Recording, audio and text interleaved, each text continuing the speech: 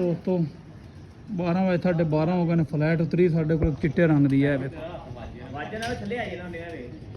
ਇਹ ਪਾਣੀ ਵਿਖਾ ਰਿਹਾ ਨਬੀਲ ਬਾਈ। ਓਏ ਹੋ ਆਇਆ ਹੀ ਥੱਲੇ। ਫਲੈਟ ਉਤਰੀ ਥੱਲੇ,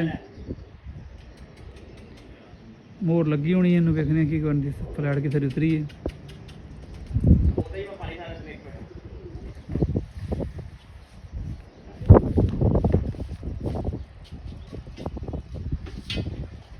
अगर किसी बरात होवे तो मुझे सबने मिठाई ना रखे।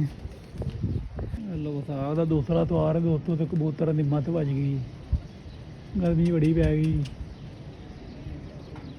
ये रहन जी कबूतर देखो की करते हैं।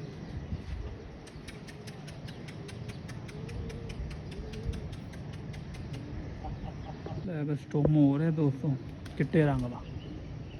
हरे रंग लगे ने। ये स्टोम हो गया जी। ये दोस्तों रोड किधर आ गए, पानी बखा रहे हैं। उधर गया जी। हाँ जी फड़ लो, फड़ ले होना ले आ जरा। ले दोस्तों है कबूतर इनू दुम ते मोहर लगी है। जिंदे बरात होवे मुनसब ने छुट्टी दे दे टाइम नाल। उनका जाओ करन जनाब। कबूतर अली जोई की छत नपया गया जे मोहर लगी दुम ते। जिंदे बरात है मुनसब टाइम नाल छुट्टी देवे। अल्लाह अल्लाह तो खैर सल्ला।